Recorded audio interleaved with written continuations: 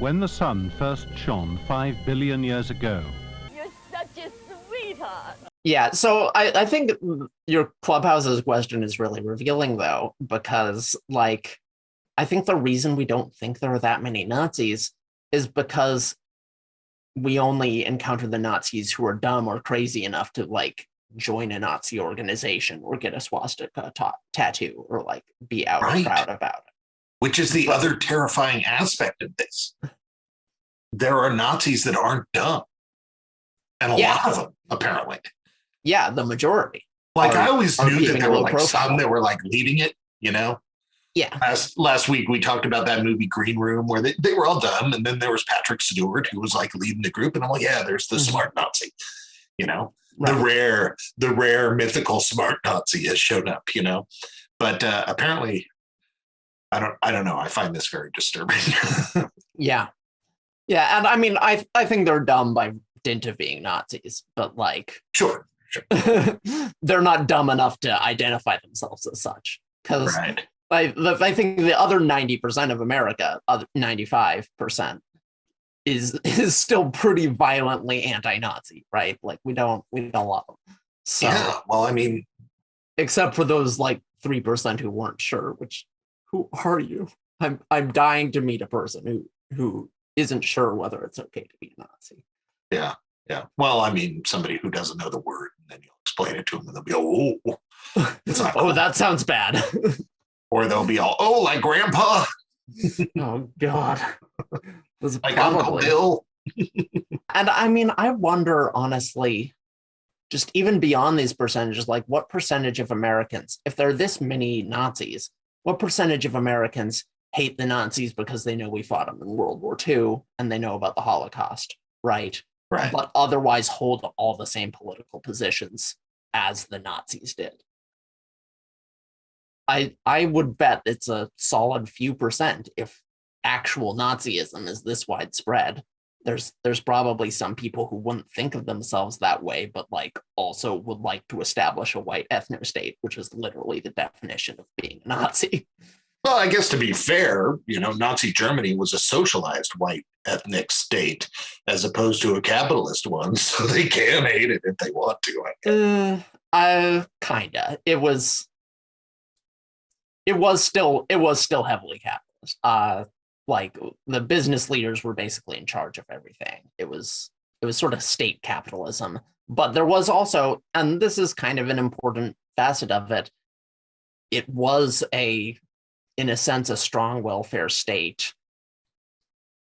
And that's what sort of the S stood for, the socialism part, but also because Hitler knew that people, like, would be more willing to vote for a socialist party at the time.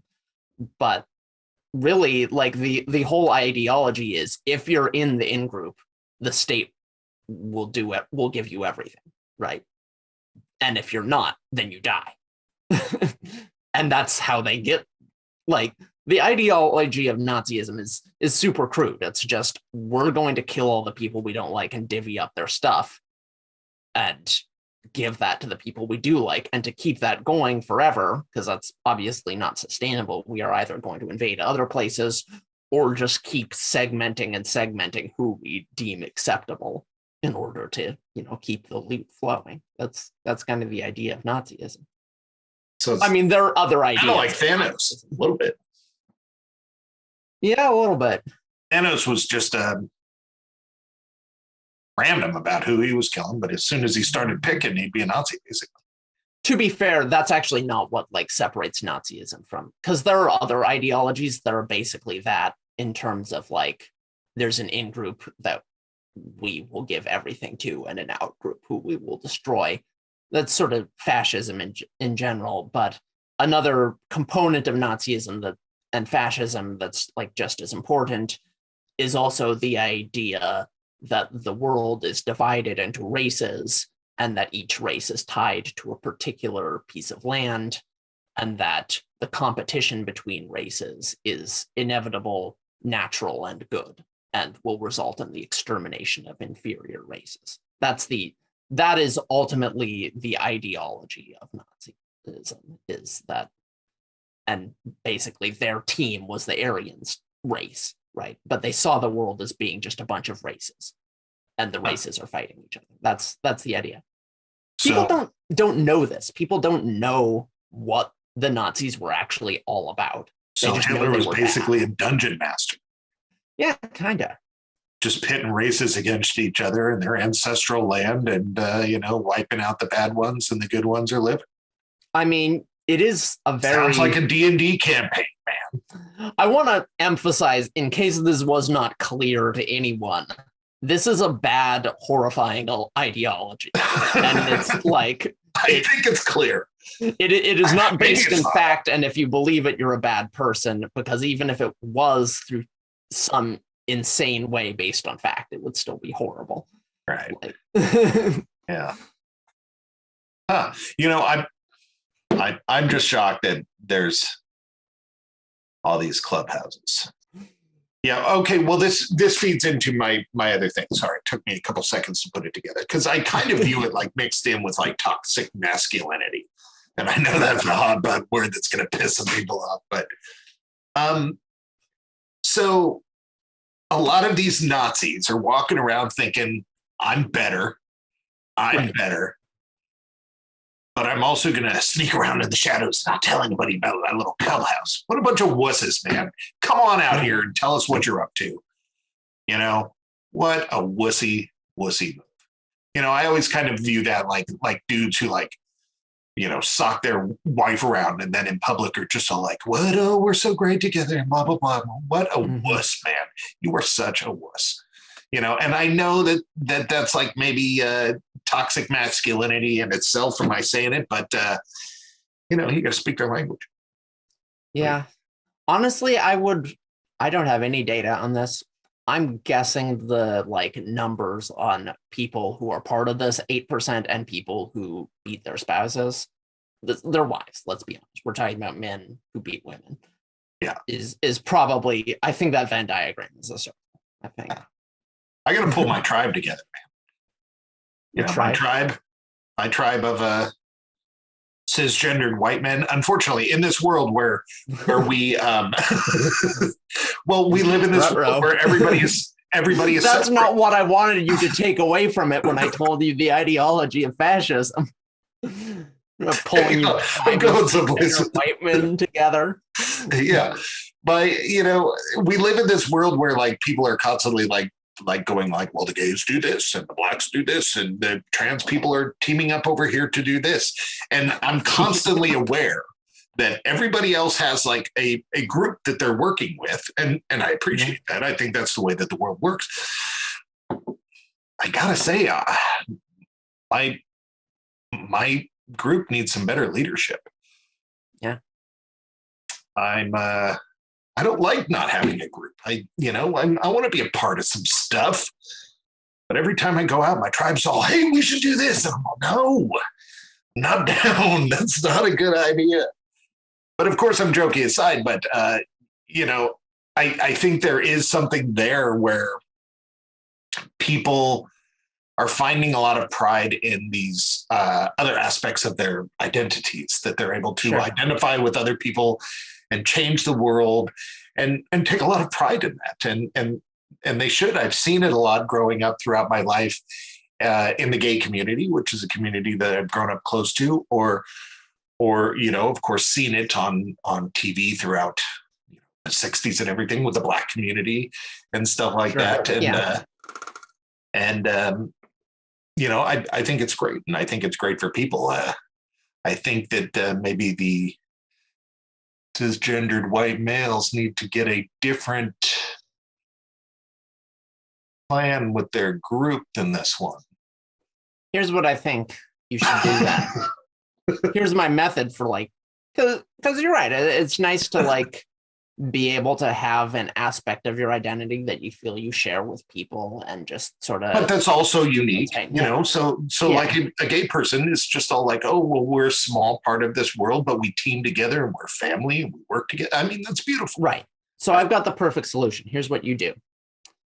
You get really into astrology and you make a club for what are you, a Gemini, Capricorn, whatever, An Aquarius.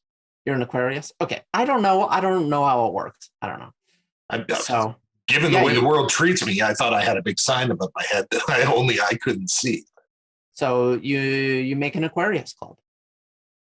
Problem solved. You missed the meat of my story. That's possible. The meat of the story is that you're a part of a culturally relevant group that's changing the world and making differences on a cultural relevant to the way we're seeing society go. Right. The astrology group, for all the good they're doing, don't get me wrong, raising the profile of discriminated against is not fulfilling that. Right. That there's something about. Oh no! I figured. Oh no! What? There's something about the persecution that makes it impressive. Yeah. That's the part. That's the part that makes it impressive. Yeah. Well, so here's my advice to you white guys out there looking for a new group. You don't want the persecution, so give it up. Yeah. Join an ally advocacy group. That's like, I think you're actually kind of pointing to a real thing. No, I am, and I really was just working through it. Working through it right then. Don't get me wrong. It's not something that keeps me up at night or something that I'm just, why can't I just belong? But it is a thought that crosses my head that I think, well, maybe people feel ostracized, not for all the reasons that other people feel, but because they're not a part of the group. Yeah. No, I mean, look, I think like white pride or whatever is part of it. And see, I'm of two minds on it because like these people are like, we're proud to be white. And it's like, well, you shouldn't, because that's a constructed identity that really only has any kind of meaning in relationship to like the ideologies of white supremacy. But also like, you're probably the thing that you're like, you're not German, you're not Irish, like you're probably like 1/16 all of these different things. So like, what are you going to do? Like Euromut pride? Yeah. I think white get people behind that. That's a good title. Yeah, but also like ultimately the point of like pride is you have pride when you are beaten down and told that you're nothing. Right. That's when you need pride. Like in the face of oppression. You don't need pride if you aren't oppressed. So that is why I don't have white pride, because I have no pride in the face of my oppressor. Right. And that's, and I totally get you. That is exactly what that term means. Basically you're telling me that I should be ashamed, and my response is I will not be. Yeah. And on the other hand, neo-Nazis are using that as a recruitment tool. Yeah, that's weird. I don't know what to do about that. I really don't. We'll take a break and then we'll come back. You're listening to Radio Wasteland.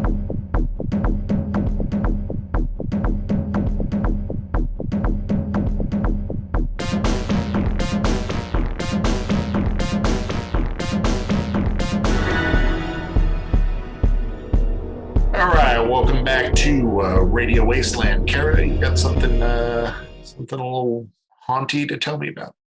Yeah, so let's talk about the Zarafopol mansion in Romania. So it was built in 1850 by a local lord and later acquired by a wealthy horse seller, George Zarafopol, who lived there for many years.